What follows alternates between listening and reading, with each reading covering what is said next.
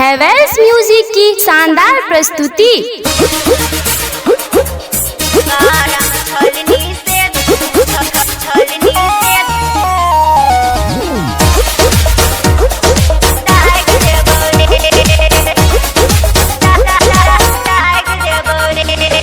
Sangeeta recording studio Hasanpur बाजार।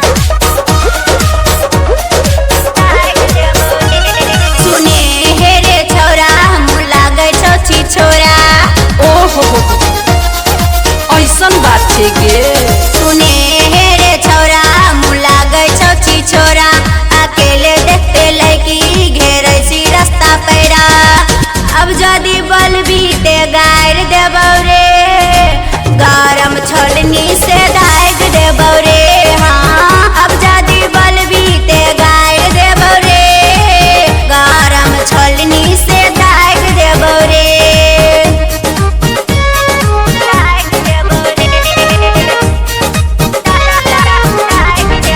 Sangeeta recording studio Hasanpur बाजार।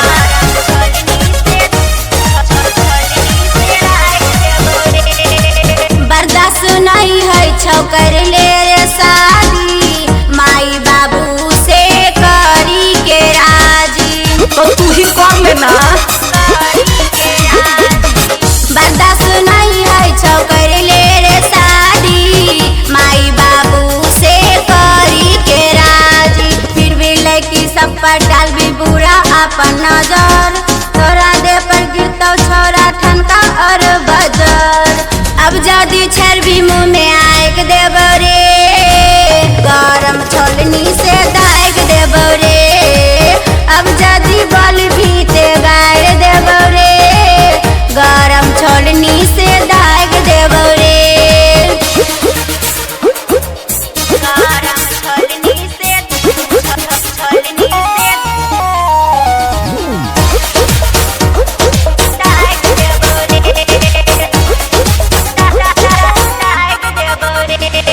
Sangeeta recording studio Hasanpur बाजार।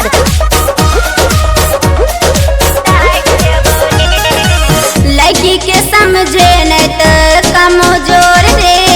अनुजा कुमारी ले तो मुँह के खखोर रे। तो हम पीछा हटे वाला नहीं छियौ।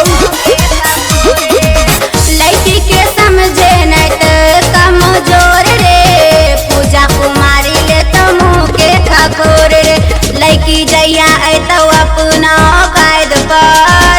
भारी पर जैतो तोरा बाप पर। चंदन मकुन के दबाड़ देबौ रे। गरम छोलनी से दाग देबौ रे। अब जदी बोलबी ते गायर देबौ रे। गरम छोलनी से दाग देबौ रे। संगीता रिकॉर्डिंग स्टूडियो हसनपुर बाजार।